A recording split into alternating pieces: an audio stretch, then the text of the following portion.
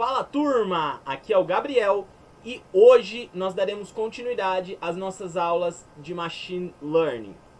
Beleza, galera? Antes de mais nada, eu gostaria de dizer para vocês que essa aula é uma aula mais densa, uma aula mais longa e eu farei de tudo para que não fique maçante, tudo bem? Entretanto, é necessário essa aula. Eu pensei muito sobre essa aula e eu não consegui cortar ela em demais aulas porque senão eu perderia o fio da meada e vocês também. Então, nós faremos uma aula hoje um pouquinho mais longa, mas eu espero de coração que vocês consigam entender e caso não entenda, sempre tem os comentários aqui embaixo para vocês perguntarem. Tudo bem? Vamos lá então. Hoje a nossa aula é a aula sobre gradiente descendente, é uma aula de definição e é a aula de número 6, tudo bem? Antes de mais nada, eu gostaria de dizer para vocês que se vocês não assistiram às últimas aulas, por favor assista, porque sempre é uma continuação, entendeu? Então nós precisamos dos conceitos que outrora foram explicados para que nós possamos entender aqui, tudo bem? Vamos lá então. Pessoal, na última aula, eu vou dar vou fazer um remember rapidinho aqui, só da última aula. O que nós tínhamos? Nós tínhamos algo mais ou menos assim. Nós plotamos a nossa função j de θ, só que, o que acontecia? Nós íamos chutando os valores de θ e íamos encontrando a sua equivalência em j de θ, até falar, olha, este daqui é o menor valor para θ. Então, esse daqui era o j em função do θ1, certo? Visto que eu já tinha dado o θ0, eu já tinha dado o θ0 igual a um valor, então eu já só precisava encontrar o θ1. Nós fizemos isso na última aula, passávamos aqui, fazíamos uma curva e achávamos o menor valor que eu demarcava aqui. Então esse aqui eu falava que era o menor valor, era o melhor valor, né? É o menor e o melhor valor para θ1. E aí nós podíamos então fazer o h de θ, certo? Como sendo em função de x, como sendo θ0, que eu já tinha dado, mais o nosso θ1 xi, né? Aqui tem um izinho também. Isso porque nós montamos aqui uma função j de θ, certo? J de θ, no caso aqui foi só j de θ1, né? Aqui que foi, eu não sei se vocês lembram, mas foi 1 sobre 2m da somatória do i igual a 1 até m, sendo m o número de conjuntos, certo? De h, aí a gente faz aqui, né? H de θ xi, beleza? Menos y i. Tudo isso elevado ao quadrado. E essa função j de θ é que nos dava o valor da precisão. O valor da precisão, que é a acurácia, certo? Do nosso h de θ. Então, beleza, nós tínhamos isso. Só que o que acontece, galerinha? Este método, que era esse método aqui, que nós íamos chutando um valor para θ1, víamos quanto que dava em j de θ1, e aí íamos fazendo assim até achar um menor valor. Isso não é um jeito fácil de se fazer, e não é o melhor jeito, obviamente, de se fazer, certo? Porque é um jeito que você demora muito. Imagina se for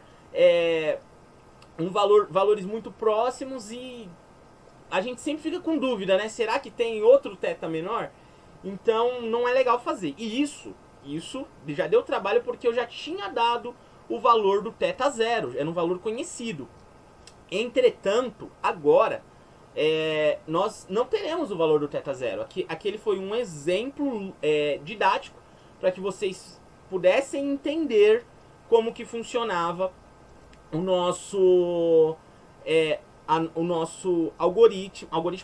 nossa função de custo, né? Como que era a métrica da função de custo. Agora, as funções que nós iremos achado θ0 e θ1, ou seja, as funções de custo, serão sempre com duas variáveis. Então será j de θ0 e θ1. E o que isso nos implica? Isso nos implica que nós teremos aqui uma função em 3 dimensões a ser analisada, porque teremos o eixo do θ1, o eixo do θ0, certo? E o eixo do j de θ0, θ1. E isso daqui, galera, não é nada fácil fazer deste jeito aqui. Isso daqui não é legal.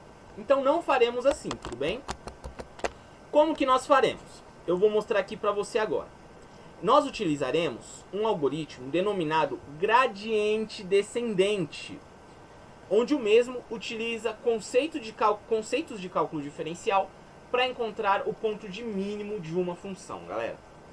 Primeira coisa, se você não sabe cálculo diferencial, fique tranquilo. Eu vou tentar fazer o máximo aqui para que não dependemos tanto de cálculo diferencial. Mas caso nós precisemos, a gente sempre vai dar um jeito de contornar a situação para quem não sabe. E quem sabe, fique tranquilo também que eu vou mostrar todas as deduções matemáticas para que você aprenda também algo sempre a mais, beleza? Então nós estamos aqui conversando com os dois públicos. Ora, que legal! Então nós já sabemos que nós teremos então uma função com mais que uma, dependendo mais que uma variável, né? Nós vamos depender de duas variáveis, o θ0 e o θ1, e nós vamos plotar. Bem, eu plotei aqui já bonitinho, porque função 3D é difícil plotar, né? Eu plotei uma função aqui qualquer, galera, essa é uma função didática. Olha o que eu vou dizer, vamos admitir, tá, que o j de θ0, θ1 tenha esse comportamento. Vocês sabem que ele não tem esse comportamento aqui côncavo. Obviamente ele tem um comportamento convexo. Por que, Gabriel, disso? Porque ele é uma função do segundo grau aqui. Ele obviamente tem um ponto de mínimo e não vários pontos de mínimo igual essa função. Mas por que eu plotei essa? Porque eu quero mostrar para vocês aqui algumas coisas interessantes do algoritmo do gradiente descendente, que nós já estamos a um passo à frente. Beleza. Então aqui eu tenho o eixo do j de θ0, θ1. Eu tenho aqui o eixo do θ1. Eu tenho o eixo do θ0. Olha que legal, galera. Deixa eu arrumar esse zero aqui, que ficou feio. O eixo do θ0, que está aqui. E como funciona, Gabriel, esse algoritmo do gradiente descendente? Ora, é muito simples. Eu vou chutar um valor qualquer. Então eu venho aqui, eu vou dar um valor qualquer aqui para o θ0, θ1. Ele vai me dar um análogo aqui no j de θ0, θ1. Então eu vou falar que eu chutei o início para o θ0, θ1 aqui. Então meu algoritmo começa aqui. E Gabriel, qual que é o melhor, qual que é a finalidade desse algoritmo? É o que eu disse, encontrar o ponto de mínimo. Ou no caso, os pontos de mínimo. Veja, esse algoritmo não é necessariamente só aplicado nessa função j de θ0, θ1. Posso aplicar em qualquer outras funções e tentar achar o ponto de mínimo ou os pontos de mínimo, né? Na verdade, aqui eu tenho 1, 2, 3 e tenho um atrás 4 pontos de mínimo, certo? Que eu chamo de mínimos locais, tá? Então eu venho, dou um chute e aí o algoritmo começa. Ele vai fazer o quê? Ele vai descer aqui até um próximo ponto. Isso eu chamei de uma iteração, beleza? E depois, na próxima iteração, o que eu faço? Ele vai descer mais um pouquinho e vai descendo a cada iteração até convergir, veja essa palavra que palavra bonita, convergir a um valor. E esse valor aqui, obviamente, não sai mais daqui, porque ele achou um ponto de mínimo. Ponto de mínimo. Beleza? Só que no caso dessa função específica, é um ponto de mínimo local. Beleza? Porque eu tenho vários outros pontos de mínimos. Se eu chutasse um outro valor, porque esse valor inicial aqui é um valor chutado. Eu chutei aqui para o algoritmo. Posso dar um outro chute e começar basicamente aqui. Não necessariamente ele vai cair aqui. Ele pode cair, o algoritmo pode nos levar a outro ponto de mínimo, que no caso é esse ponto de mínimo aqui. Mas veja, galera, vamos ver uma particularidade que eu escrevi aqui, escrevi em algum lugar aqui, ó, da nossa função j de θ. Uma análise interessante que podemos fazer de antemão é que a função j de θ0, θ1 é uma função quadrática, ou seja, não há diversos pontos de mínimo local, apenas um, onde o mesmo é o ponto de mínimo global. Isso é interessantíssimo. Eu vou mostrar para vocês aqui agora. Eu vim aqui na internet, achei um site muito legal, uma animação muito legal, todos os créditos para esse site. Mas eu vou mostrar a definição para vocês do algoritmo, como que o algoritmo funciona para a função j de θ, que de fato é uma função convexa. Deem uma olhada.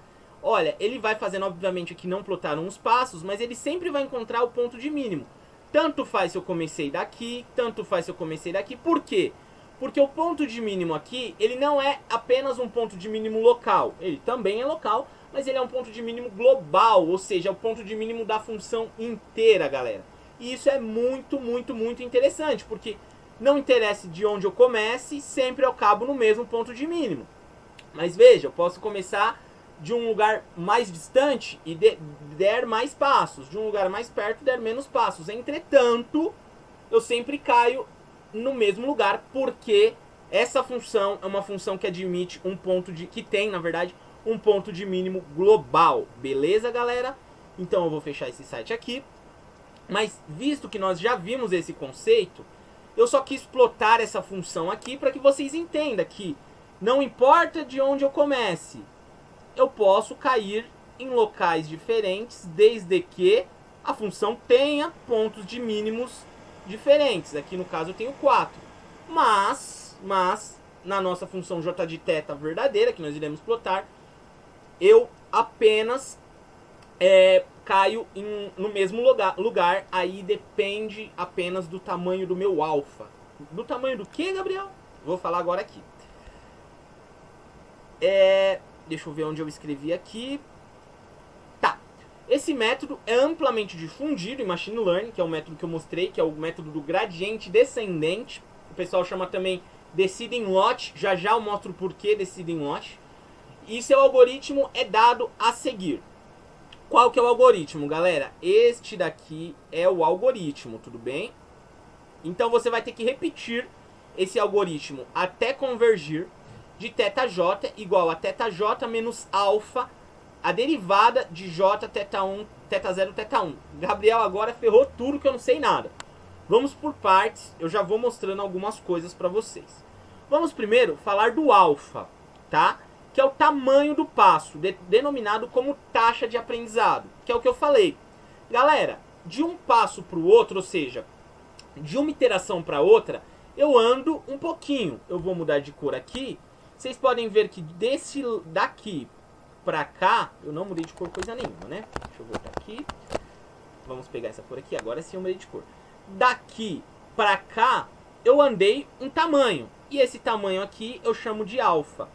Mesma coisa, daqui para cá, é o mesmo tamanho, né? Que eu não fiz, obviamente, com proporções, mas vamos admitir que seja o mesmo tamanho. E esse tamanho é a taxa de aprendizado. Veja, esse alfa, nós teremos um vídeo só falando desse alfa, porque ele tem que ser bem ajustado, porque ele não pode ser nem tão grande, porque se ele for grande, pode ser que, eu vou mostrar nas próximas aulas, mas se ele for muito grande, pode ser que eu não chegue no meu ponto de mínimo, eu fico dançando ali na minha função de máximo e mínimo e eu não encontre. E se ele for muito pequeno, eu demoro muito para ele chegar onde eu quero. Então ele tem que ser um valor muito bem ajustado. Mas por hora, não vou dar números aqui, vamos falar que o alfa é o nosso passo, ou seja, quanto eu estou andando até a descida, né? Com qual taxa eu estou descendo essa função. Beleza? Beleza. E esse daqui é o nosso algoritmo. Veja, a derivada, pessoal, a derivada, nós já temos que pensar num negócio chamado gradiente, que basicamente, em cálculo, o gradiente nos dá a direção de uma variação, tá? Isso daqui é basicamente isso aqui, ó. E é isso. Só que quem não entende cálculo, fique tranquilo. Pense nessa parte que eu desenhei em verde aqui, da nossa equação, como sendo uma caixa preta, que eu entro ali com a minha função e ela vai falar, olha, o ponto de mínimo tá para este lado. É como se fosse um posto Ipiranga, tá bom, galera? Você pergunta, onde tá o ponto de mínimo? Ele fala, pra lá. E aí ele dá mais uma volta. Aí você pergunta, onde tá o ponto de mínimo? Ele fala, pra lá. Então, o gradiente nos faz isso. Tranquilo? Tranquilo. Nós vamos agora mexer um pouco com cálculo pesado. Fiquem tranquilos. Vocês verão, eu vou ir mostrando aos pouquinhos e vocês vão entendendo até quem não viu. Bem, vamos começar então com os cálculos, porque agora nós vamos aplicar este algoritmo dentro desta função, na verdade esta função, dentro deste algoritmo e vamos ver o que sai, porque tem que sair um algoritmo para esta função. E é isso que nós iremos fazer agora, galera, tá? Então, nós temos aqui o j de θ0, θ1, que nós já sabemos como que é 1 sobre 2m da somatória de 1 até m de h de θ xi menos y de xi ao quadrado. Beleza? Beleza. E nós temos aqui o nosso h de θ, que vocês já estão cansados de ver, que é o θ0 mais θ1. E é basicamente isso. Eu quero encontrar esse θ0 e quero encontrar esse θ1. Nunca esqueça dos seus objetivos. O nosso objetivo é encontrar o θ0 e o nosso objetivo é encontrar o valor de θ1. Beleza? Beleza. Eu vou aqui, ó, reescrever esse algoritmo aqui pra gente, tá? Mas deixa eu ver só antes o que eu escrevi aqui. Uma análise interessante que podemos fazer de antemão é uma função quadrática, ou seja, diversos pontos de mínimo local, é o que eu já tinha dito, né? Então, deixa eu só mostrar aqui pra vocês, para que fique tudo bem documentado. Então, eu não sei desenhar aqui, mas vamos tentar aqui. Eu vou ter aqui a nossa função de j de θ0, θ1, beleza? Aqui eu tenho o meu θ1, e aqui eu tenho o meu θ0, e eu vou ter uma função basicamente assim. Deixa eu só mudar de cor. Eu vou ter uma função basicamente assim. Certo? Eu não sei, eu não tenho noção de profundidade, mas eu vou ter uma função igual àquela que eu mostrei, onde aqui eu tenho aqui a nossa função convexa, tá? Então essa daqui é a minha função de j de θ0, θ1, que é uma função que só admite valores aqui dentro. E é isso. Então ela só tem um ponto de mínimo, que é o ponto de mínimo local, mais o ponto de mínimo global, porque só tem esse. Então tanto faz se eu começo daqui, deixa eu pegar outra cor aqui, tanto faz se eu começo daqui, ou se eu começo daqui. Essa cor ficou um pouco ruim, né? Mas não tem problema. Eu sempre vou convergir para cá, para baixo. Tudo bem? Tudo bem. Eu não sei desenhar muito bem, mas tá aí. Já mostrei aqui para vocês. Beleza. Agora chegou a hora da pancadaria, galera. Nós faremos as nossas deduções aqui matemáticas para, obviamente, aqui achar o algoritmo do gradiente descendente para a regressão linear, porque, veja, esse algoritmo aqui está muito genérico, eu preciso derivar aqui esse j de θ0, θ1. E eu já tenho aqui essa derivada feita, eu vou ir fazendo passo a passo aqui com vocês. Mas antes, eu queria falar para você, na verdade, que não entende de cálculo. Seria muito interessante, mesmo que você não entenda, você ver daqui para frente.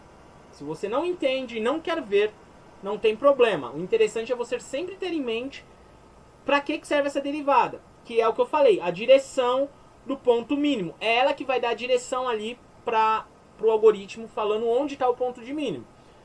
Se você realmente não quiser ver, nós vamos colocar aqui embaixo o minuto em que já acabou essa parte de demonstração. E se você sabe cálculo e não quer ver também, tudo bem. Mas é muito importante que vocês vejam aqui para ter uma noção a mais, né?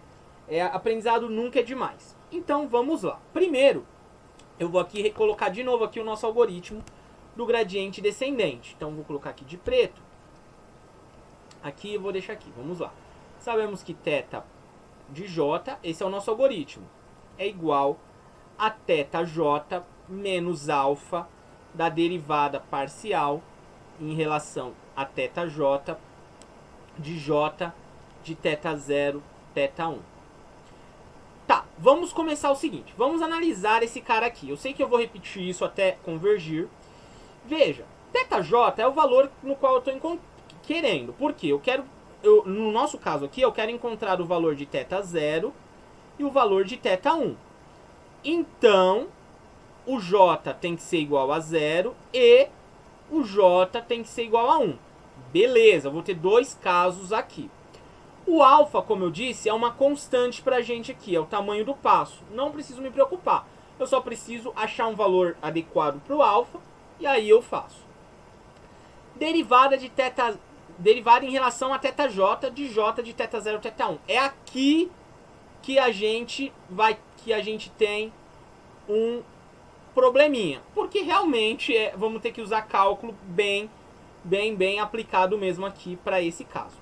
Então vamos começar para o primeiro caso. Para j igual a 0, eu vou ter o seguinte, certo? Eu vou ter a θ0 vai ser igual a θ0 menos alfa, derivada em relação a θ0. Só que o que eu quero? Eu quero analisar essa derivada. Então vamos já analisar ela aqui direto. Não vamos ficar perdendo muito tempo não. Então vamos fazer derivada em relação a θ0 de j de θ0, θ1. Tranquilo? Tranquilo.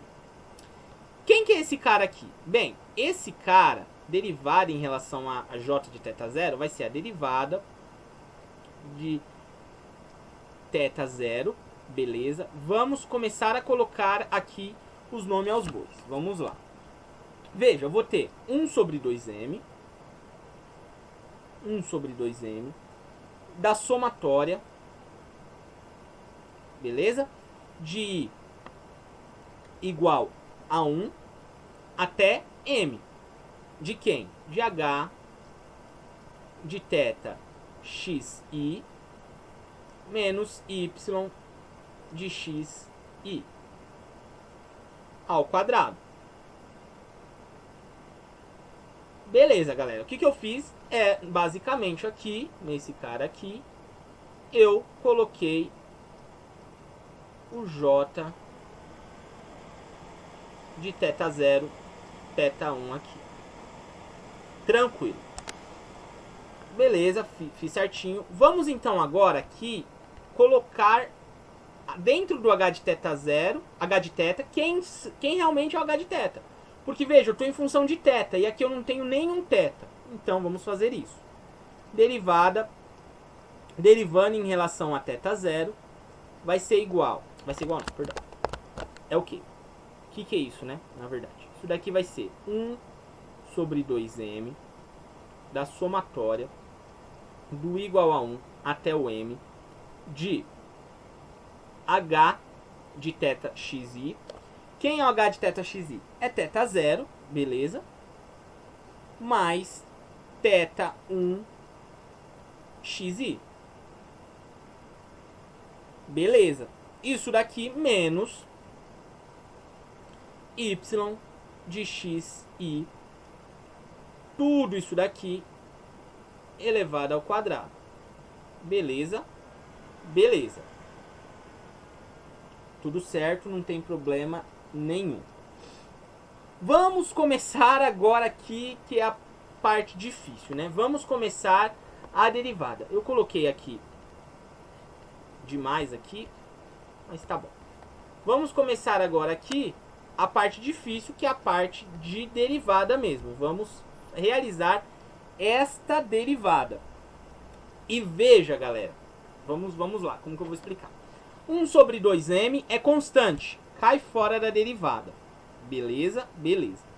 Aqui eu estou derivando em relação a θ0. Beleza? Então, veja.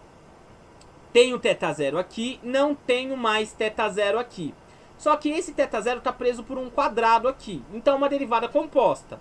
Derivo por fora vezes a derivada de dentro. Vamos lá. Derivando em θ0, beleza? Isso daqui vai nos dar. Veja, vamos derivar por fora. Vai nos dar. Vou fazer o seguinte, primeiro. Eu vou colocar esse 1 sobre 2m aqui, tá? Essa derivada vai ser igual a 1 sobre 2m, beleza? Vezes, cai a derivada, cai esse 2 aqui, né? Cai o 2, vai estar multiplicando por 2. Olha que legal aqui para cortar, por isso daquele meio. Vezes a derivada de dentro. Então vai ser vezes, beleza? Vezes a derivada disso daqui. Vai ser a somatória de I igual a 1 até M. Vamos derivar aqui. Vezes, na verdade, esse cara aqui, né? Vezes esse cara. Então vai ser θ0 mais θ1 x i menos y x i. Tudo bem? Que eu só copio por dentro. Agora sim, vezes a derivada de dentro. Esse cara aqui, θ1 em relação a θ0, é constante 0. Y, constante 0. Esse cara aqui vai ser, derivada de θ0 é 1. Então, vezes 1. Então, veja, galera. Veja, esse cara aqui vai cortar com esse cara aqui. Eu vou chamar esse termo aqui, que obviamente é o mesmo termo, né? De h de θ x i, porque ele é. Então, o que eu vou ter é que, deixa eu voltar para a caneta preta aqui, que a derivada, derivando em relação a θ0, de j de θ0, θ1, é igual a 1 sobre m, porque só sobrou 1 sobre m aqui, da somatória do i igual a 1 até o m, de h de θ xi, beleza? Menos y de xi.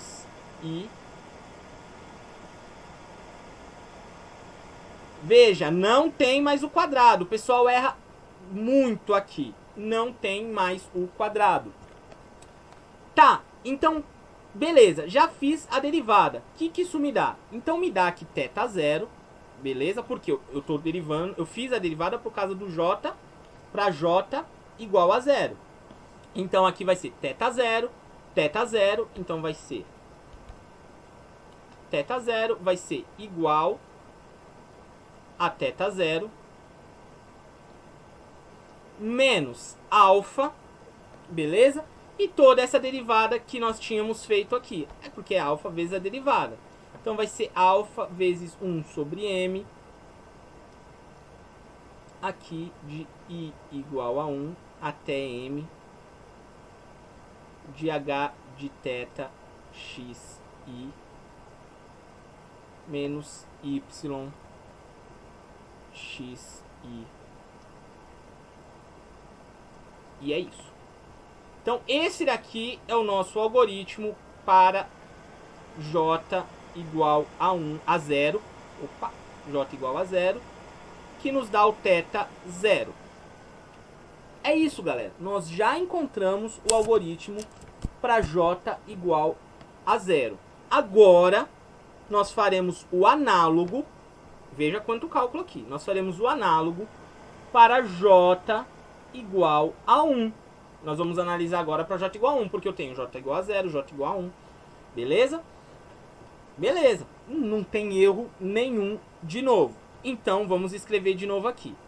Vou fazer então que θ1 é θ1 menos alfa da derivada parcial derivando em relação a θ1 de j de θ0, θ1.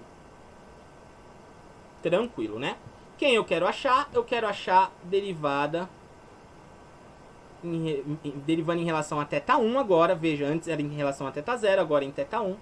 De j de θ0, θ1, que é o que nos está dando problema aqui. Nós vamos fazer essa derivada agora aqui de novo.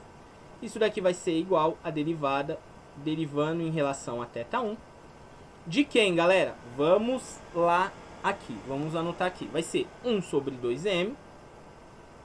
1 sobre 2m. Deixa eu só fazer o seguinte. Deixa eu só tirar esse cara aqui. Vai ser 1 sobre 2m. da somatória do i igual a 1 até o m de θ0 mais θ1xi menos yxi ao quadrado. Tudo isso daqui ao quadrado. Veja, eu pulei algumas etapas, mas é igual ao que eu fiz do θ0. Então vai ser que a derivada de j de θ, que tudo esse cara aqui... Deixa eu já anotar aqui de novo para vocês. Tudo esse cara aqui é o meu j de θ0, θ1. E esse cara que está aqui dentro,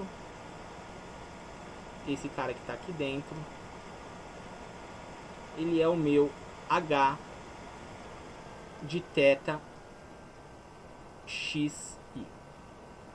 Beleza? Então não tem muito errinho aqui não. Vamos fazer agora esta derivada. Então vamos lá, né? Vamos pegar aqui a derivada, derivando em relação a θ1 de j de θ0, θ1 vai ser, lembre-se, 1 sobre 2m é constante, cai fora da derivada, então vai ficar 1 sobre 2m, vezes, vamos derivar aqui esse cara, é composto, porque o θ1 está preso aqui a um quadrado, cai, esse expoente cai, então vai ficar esse cara aqui, repito essa parte, porque é derivada composta, né, então eu vou lá, somatória, igual a 1 até o m de θ0 mais θ1xi, beleza? Menos yxi aqui. Vezes a derivada de dentro. Então, o que está aqui dentro? Eu vou derivar esse cara aqui, este argumento. θ0 em relação a θ1, vamos fazer aqui, ó. θ0 em relação a θ1 é constante, então a derivada é zero, beleza? Beleza. Vamos vir aqui para esse y aqui. Y em relação a θ1 também é constante, então cai fora. θ1 vezes x e vezes... θ1 vezes xi, a derivada desse cara. Veja, o x é uma constante multiplicada no θ1, beleza? Então o θ1 vai sumir, vai ficar só o xi aqui, xi. E é isso. Então essa aqui é a derivada. Corta aqui. Vamos ver então o que deu aqui, qual que é o algoritmo deste carinha aqui. Deixa eu só dar uma limpada aqui para ficar melhor. Então eu vou fazer aqui, vou escrever aqui o valor da derivada, né? Vamos só pegar aqui o valor da derivada aqui. Derivando em relação a θ1 de j de θ0, θ1, esse cara aqui é igual a 1 sobre m, olha eu errando aqui, da somatória do i igual a 1 até o m de quem? De θ0 mais θ1xi, que esse cara aqui a gente sabe que é o h de θ, menos y de xi. Tudo isso daqui vezes xi. Tranquilo, né, galera? Então a gente agora pode montar a nossa equaçãozinha aqui em função de θ1. Então aqui, θ1 recebe, né? Esse ponto igual, galera, que eu tô dizendo aqui que ele recebe, θ1 vai receber esse valor, tá?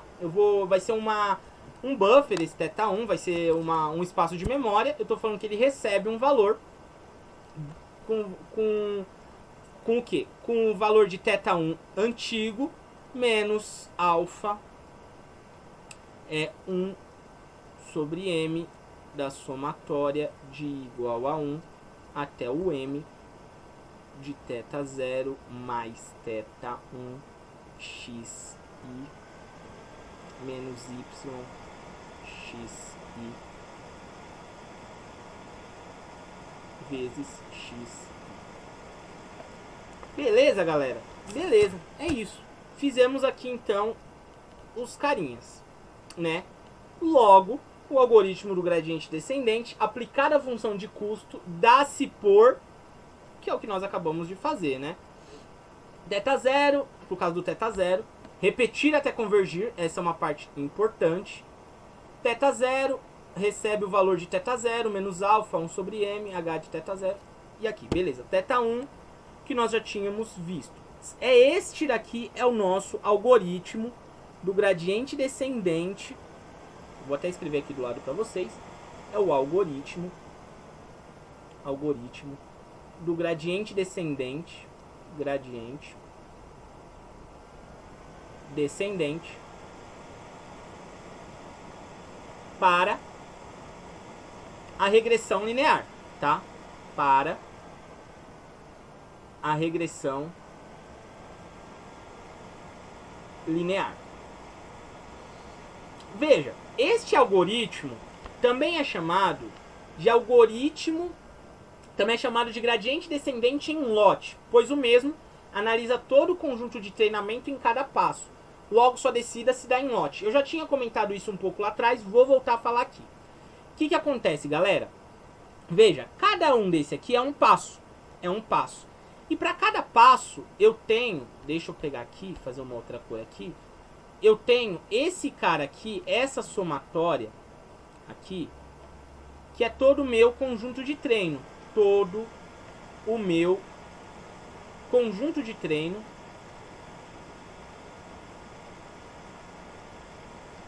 somado. E essa soma diz que a cada passo eu analiso o lote inteiro, ou seja, o conjunto de dados inteiro, o conjunto de treinamentos inteiro.